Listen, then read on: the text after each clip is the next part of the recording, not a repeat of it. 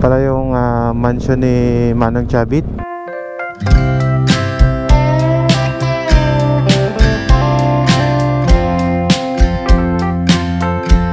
At yan na nga, ito na yung loob ng mansion na ito. Mansion ba to? Bahay. Ito ang bonsai na nagkakahalaga ng 1.5 million pesos na may edad na 126 years old. Kung papipiliin mo ko, pintuan versus ito, dito ko. Bulletproof car. Ito yung portable chigi na to. Oh, galing oh. Ang bilis eh, no? Di pa ako tapos mag-explain. Alam na agad kung saan yung bahay ko eh. Mag-picture lang ako dito. Opo, ako yan eh. Ay, babae. Ay, oh, nyari dun. Nagmaoy na. Oh, oh, taga dito pala yun. May anting-anting ako ipapakita sa inyo yun. Pampalakas. O, kaya nga alam ko eh. Kaya ako pa nga nagtuturo sa'yo, pare.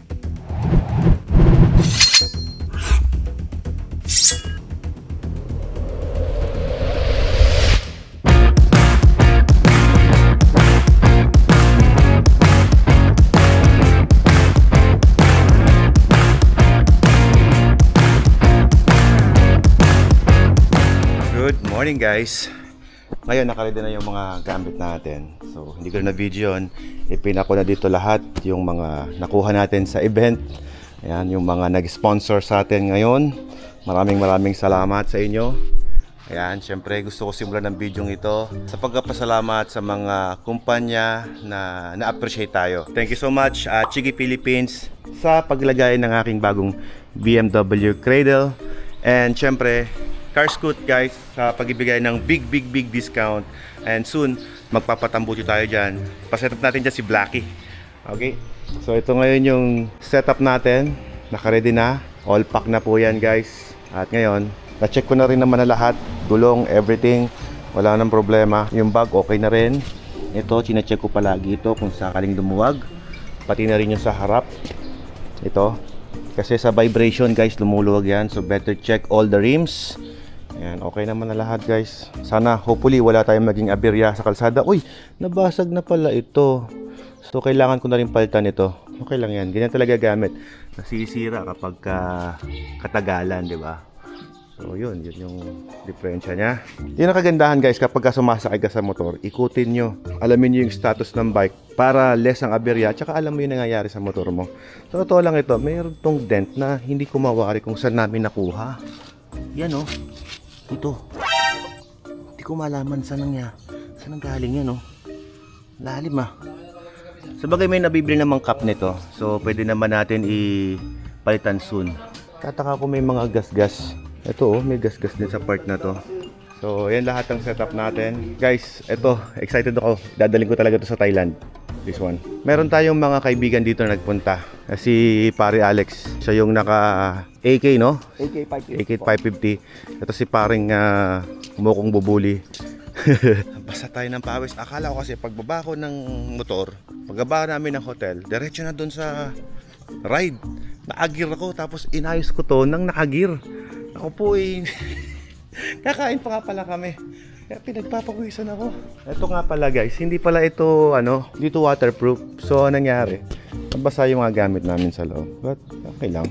Ito waterproof to eh. Ayan, waterproof. Ito lang ang hindi. Ito may kapote siya. So ngayon, pasok tayo sa loob para mag-take ng ating almusal. Ito yung para sa atin, no? Bulknet. Yes, po. Thank you. Ikaw ang boss ko eh. Morning po. Morning. Paborito talaga ni Mrs. na dito lang kami. Uy. Naarawan, ano? Sarap magpaaraw, oh. Wow, sarap. Tara, kain tayo guys. At pagpasalamat natin ng bagong umaga na ngayon ay i-enjoy natin. Hopefully, ay safe tayong makarating. Every morning we wake up, we have to say thank you every day. Ano, mami? Tignan mo yung araw. Thank you. Sarap. Brother, oh. Sponsor. Yun. Oh, hindi sponsor yan. Hindi ba sponsor yan? Oo, hindi. Bayaran mo yan. Libreng camera. Hindi. Kita mo yan? Action for yan. Ng aquarium ko. May battery pang kasama.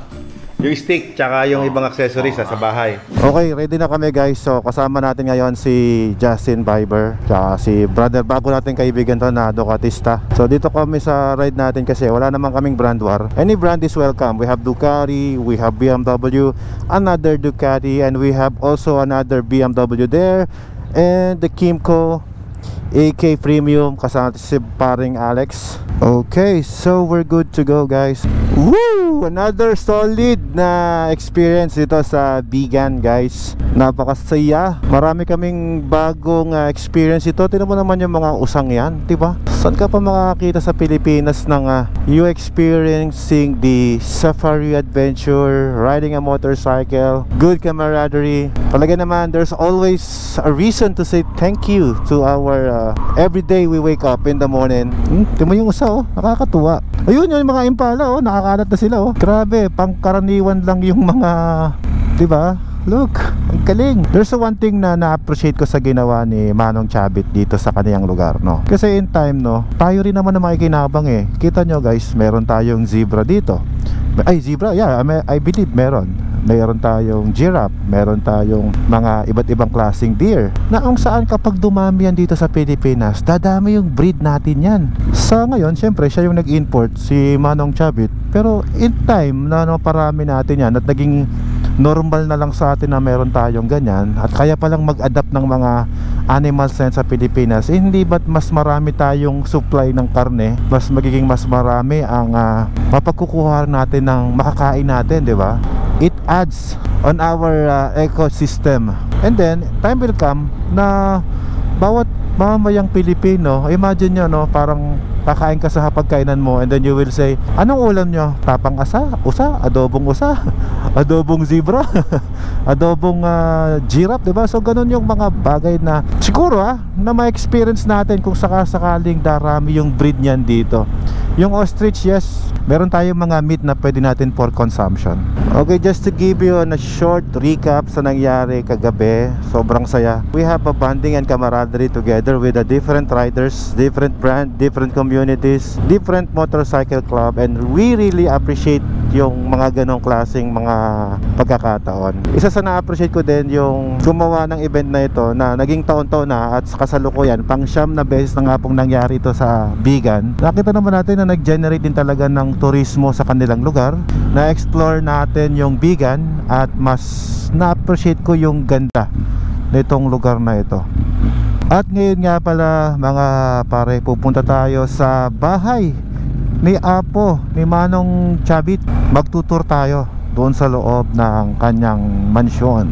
Hindi ito open for public, pero sa ngayon ay naka-appoint tayo at nagkaroon tayo ng pagkakataon na mabisita ang bahay ni Manong Chabit. Kaya huwag kayong aalis guys, kasi itutur namin kayo ng isang mabilis.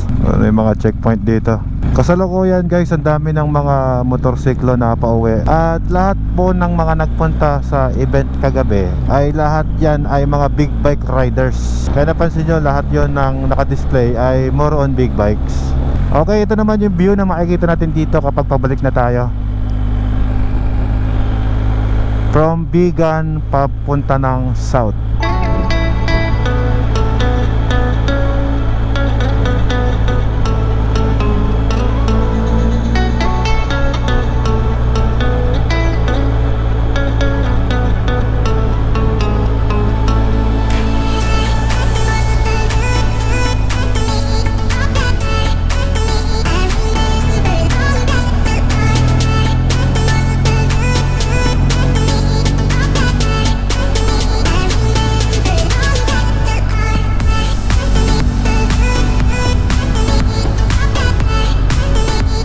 Yun, oh, ganda ng view.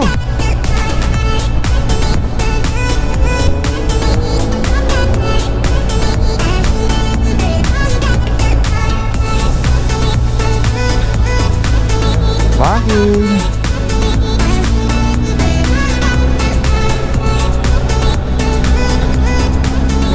Ito pala yung bakod na to.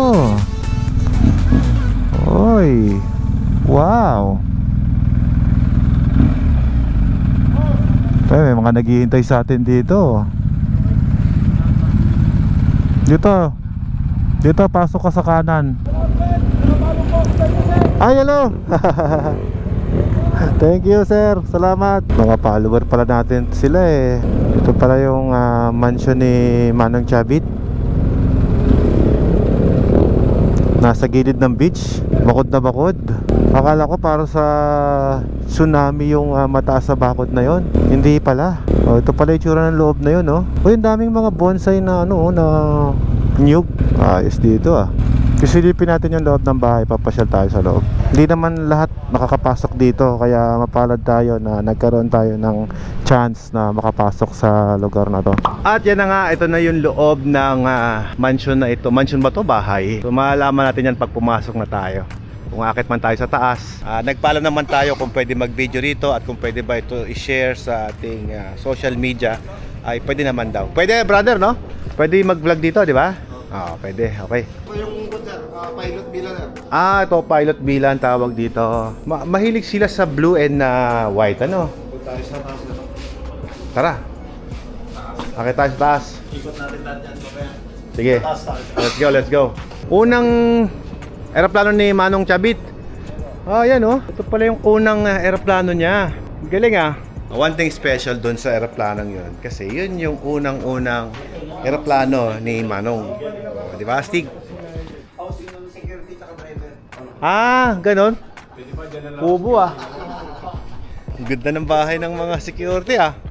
Sir, ano naman to, sir? View deck na parang view deck. Wow. Nice. Pwede kang magpalipad ng drone dito. Pwede. Dito tayo magpalipad, oh. Ayan, oh. Uy, ang ganda dito, oh. Wow. What a view. Look at the view. Wow. Ganda, guys. Ayan nyo. Ha! Lupit. Diba? Ayan ang view, oh. Woo! Galing. Ito nga pala guys yung drone na galing sa Gadget Pro PH. At susubukan natin yung kanyang footage ngayon. Ito yung kanyang controller na kasama. At kayo na lang ang humusga kung kamusta naman yung ating view.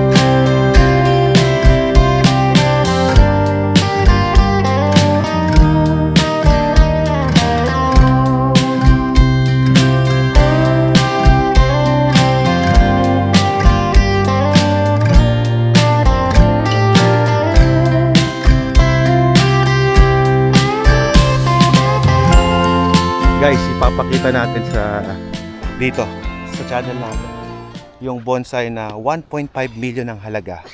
Ito yon guys. At ang edad daw nito ay 120 years old na. Mukhang matanda na siya. Siyempre. 126 years. 126 years. Wow! Grabe pala to, Brad. 126 years old. Solid. Bonsai. Mahal yan. Oh, 1.5 million, brother. Wow, 1.5 million. Ito ang bonsai na nagkakahalaga ng 1.5 million pesos na may edad na 126 years old. Makikita nyo yan dito sa bahay ni Manong Chavit. Ayan siya. At ayan yung kanyang bahay. There you go. Ito pala ang tawag dito sa lugar na to ay Santorini. Parang ka namang nasa ibang bansa, di ba? Ito naman pala yung bamboo, no? Bonsai na bamboo naman to. May mga coral siya, oh. Ganda. Hindi naman to binebenta pero ang halaga niyan 30,000 pesos. Ganda, oh. Stalactites lang yun, no? Ito, nakikita ko lang to sa Universal Studio o kaya to sa no? Tinanggal, oh. Uy, kintab. Grabe. May barya pa sa loob, oh. Welcome sa bar ng Yayamanin. Ayan, Yayamanin bar, oh. Pero ang alak daw, hindi ni-display, iniinom. Ang ganda ng lugar ah. Ito may parang minimo forest pa dito. Puntahan natin yung pinakamahabang table daw dito. Pakiabot nga nung sausawan sa kabilang side. Saka yung kanin nandun sa kabilang side, pakilagay dito. Ito ay one-piece table. Ilang metro to, napakahaba. Paano kayo papasa yung kape? Long table. So ito good for ilang tao? 22, no? Saka ang ganda, one-piece talaga siya. Thank you so much sa pagbibigay sa amin ng opportunity na makatour sa lugar ninyo. Maraming salamat, boss. Thank you. Dami pang may mga talangka oh. Nagpapalipas ka talaga ng oras. Pero kapag alam mong marami kang activity na gagawin sa bahay mo, marami kang mga kagaya namin, marami kaming kailangan tapusin na obligasyon, ay nako po, syempre ang isip mo umuwi. Kasi napadala lang naman kami dito. So si wife nagtatrabaho na ngayon kaya hindi niya nakikita. Doon siya, nag-o-office na ngayon using online. Gusto mo yung pinto? Pwede ba isang lang yung pintuan na yan? 3 million daw yung pintuan na yan eh. Oo. Bagay ako naman, I'm not impressed with the price. I'm impressed to the piece of art na nandyan. Maganda naman kasi. Tsaka sigurado mamahalin yung kahoy. Ito guys daw yung pintuan na nagkakahalaga ng 3 million piso. Grabe, di ba? Pintuan pa lang, kayamanan na ng isang hampas lupang kagaya ko. Ayan. Ito, may mga bantay siyang leon dyan, oh, guys. Oh. Ate mo, sa'yo na. Ha? Natanong ko kung nasaan lato eh. Kung papipiliin mo ko, pintuan versus ito. Dito ko. Bulletproof car. Diba? Ang kapal oh, kitang-kita mo siya oh. Uy, grabe ang kapal. Ginamit nila? No? Nakasara eh. Tinan mo, ang kapal niya. Dito. Solid. Itong matindi. Anong level ka to? Level 3? Level 3 na bullet car to. Bulletproof. Guys, sabi nila pag inimas magkakanak tayo. Oh, bakit? Himasin natin. Hindi ko ihimasin. Ikaw lang ihimasin ko. May signal na. Guys, sabi nga Pare. nila, ang ama haligin tahanan. Ang ina ilaw ng tahanan. Para maliwanag ang bahay, damihan ng ina. Yan. Sir, si Idol daw pintuan ng pinaka-paborito niya. Ikaw, anong pinaka-paborito mo? Buong lugar. Thank you so much for letting us visit the house. Thank you so much guys for having us a tour. Ayan, pagpasensyahan nyo na, konting merienda lang yan ang naibigay natin. Pero syempre na-appreciate natin guys kasi may mga tao na nagbigay sa atin ng chance na maikot tong lugar na to. Marami tayong natutunan ngayon. Mamaya share ko sa inyo habang biyahe tayo. Brother, alam mo na, tinuruan na kita dyan ha. Sige, pakita mo yung tinuro ko sa'yo.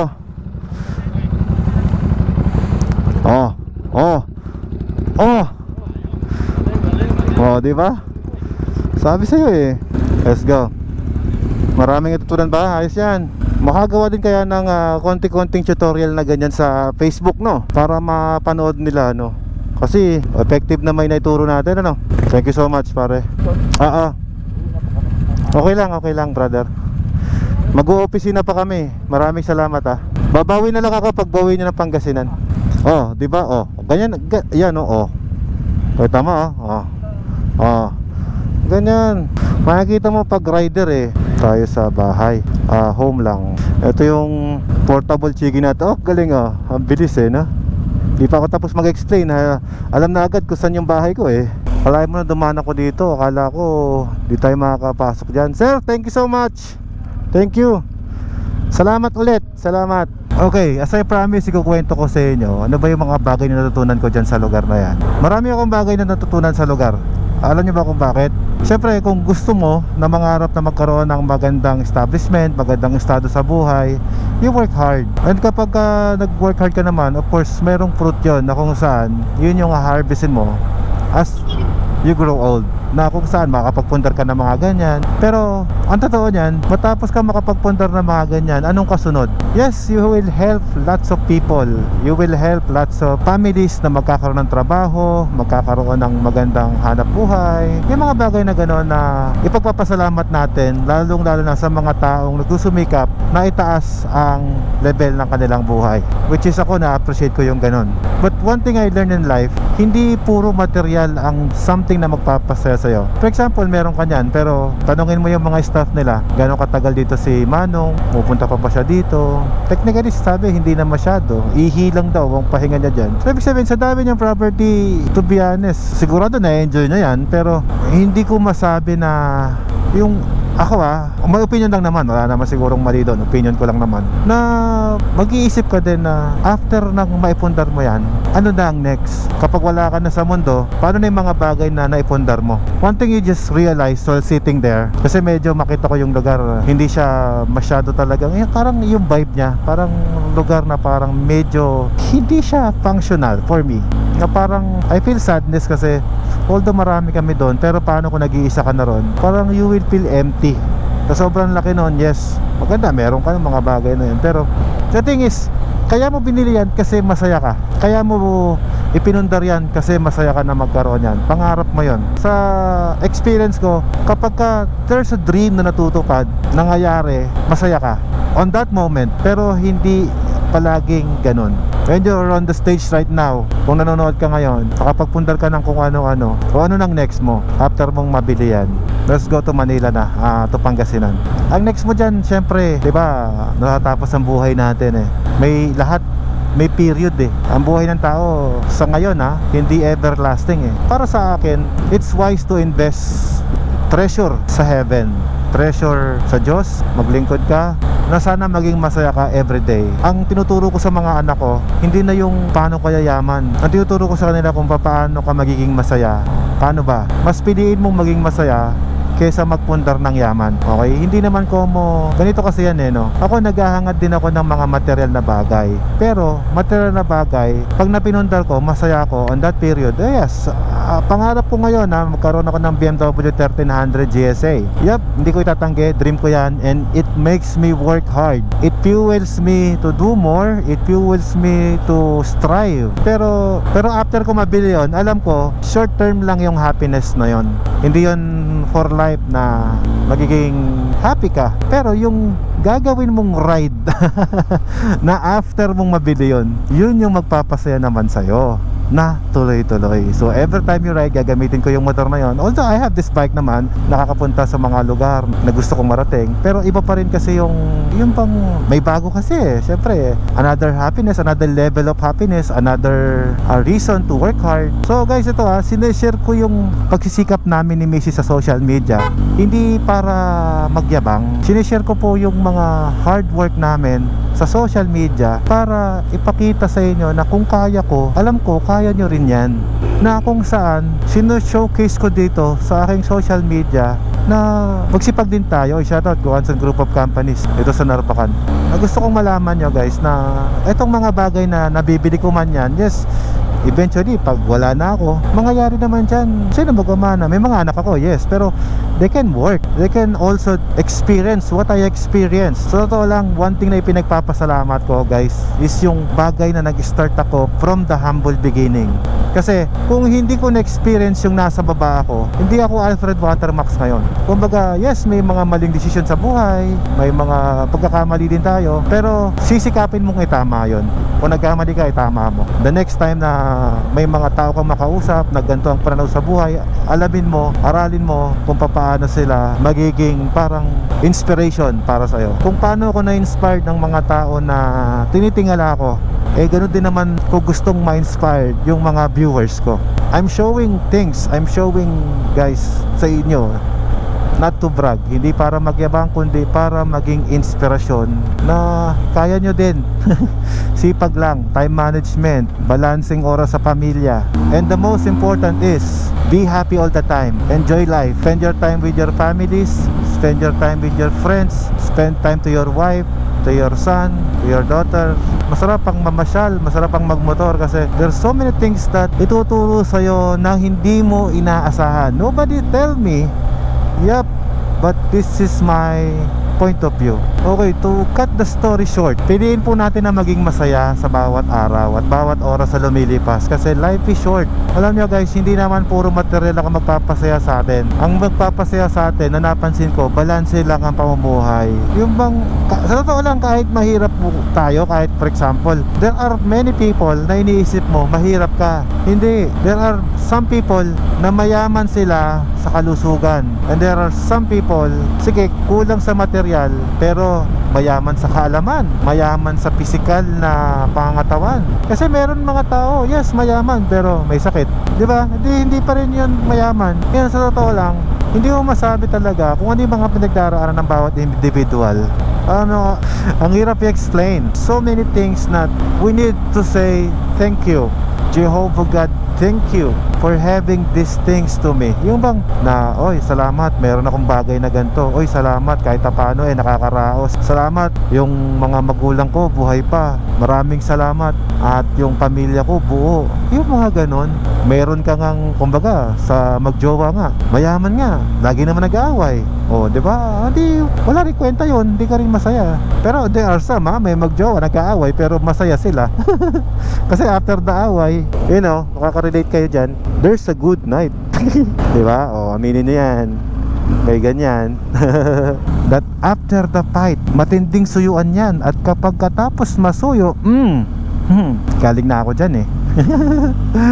That's why I know it. Ang isa sa ginugol ko talaga, pinipilit ko na ayusin yung pamilya ko, tapos maging masaya, enjoyin ano man ang meron, pagpasalamatan, at kung ano ang wala, pagpasensyahan. Alam niyo, minsan naiinggit pa nga ako sa mga, yung alam mo yun, mayroon akong isang tauhan, nakabili siya ng sniper. Pero pag nakikita kong binubuti-buting-ting niya yung motor niya, naiinggit ako sa kanya. Alam niyo kung bakit? Kasi kahit mura lang naman yung motor, tapos binubuti-buting-ting niya, mayaman siya sa oras, panahon para kalikutin yung mga bagay na gusto niyang kalikutin, which is ako, kulang ako sa oras. Kasi ako marami akong commitments, di ba? Yun yung mga something that you should be thankful sa mga bagay na ganon. You just need to value yung mga bagay na nagpapasaya sa'yo. At yun ang pinaka masarap kapag there's something na nagpapasaya sa'yo. Sa amin ni Ella, in our experience, kapag kami may konting pinagdaraanan, gagawin lang namin, tara, let's ride together, magmotor tayo, let's tour outside, labas tayo ng bansa. Pag ganun, happy na kami. Good, yun yung bagay na nagpapasaya sa akin. Pero sa nakita ko, there are so many peoples na iba-iba yung nagpapasaya sa atin. There are some people na pangarap nila naman makabili ng baril. Yan, nagpapasaya baril. O iba naman golf. Yung iba naman pagbibisikleta.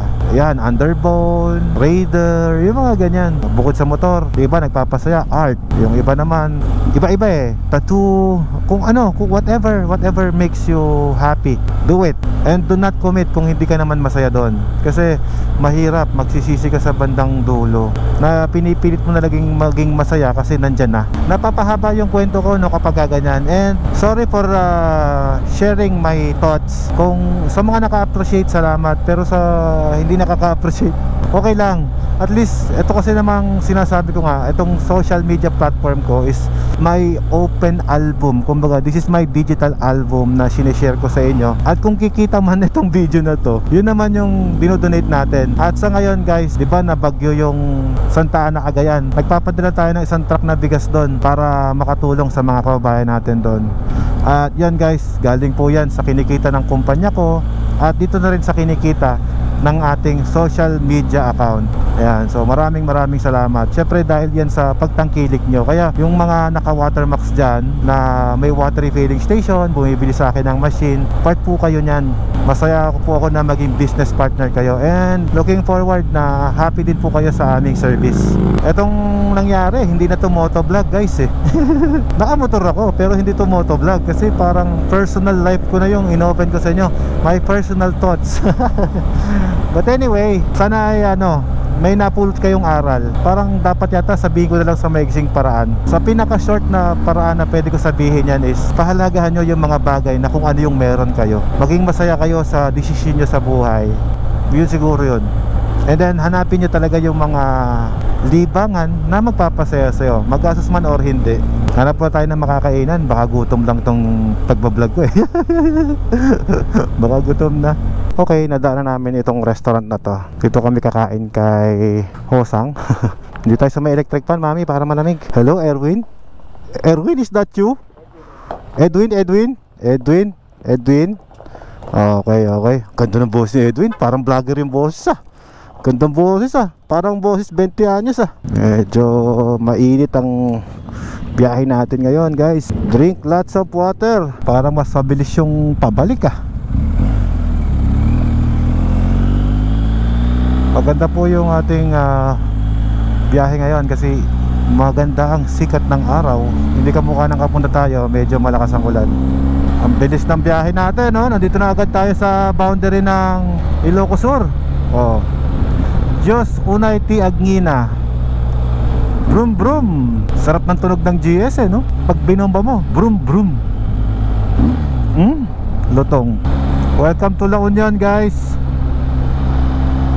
Guys, nung papunta tayo dito, may nadaanan ako dito na tarpaulin ko eh, signage ko yun.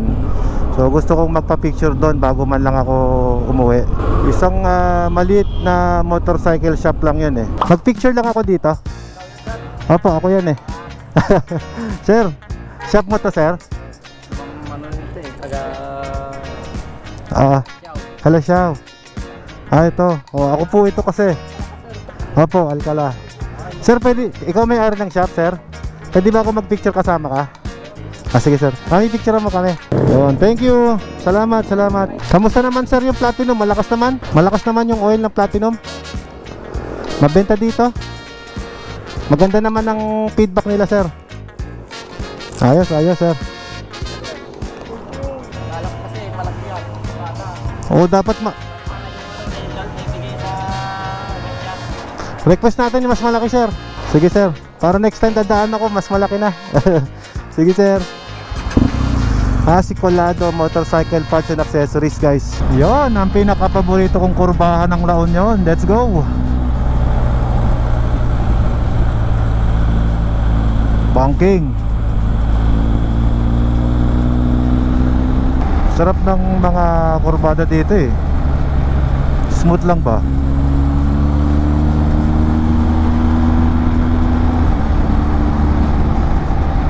Dami pa lang nagtitinda ng banga dito oh. Mga red clay. Magandang inuman ng tubig yan eh, banga. Okay, so dito tayo ngayon sa may San Juan, La Union. Okay, ito kasi yung bypass road, no? Ngayon, kapag ganyang matraffic, mas practical dito ka dumaan sa main highway. Kasi dito, maluwag at makakalusot ka, lalo kapag nakamotor ka. Pag doon po kayo dumaan, lalo kayong matatraffic doon kasi hindi ka makasingit. Although supposed to be, dapat yun yung tinatawag natin na maluwag na kalsada kasi bypass. Ngayon, dahil sa madami na rin siyang establishment, marami ng business at commercial na tinayo, ngayon parang ito na yung mas maluwag ngayon compare doon. Tignan nyo guys, maluwag yung kalsada oh. 4 lanes kasi siya eh. Ay, babae, ay. Oh, nyari doon.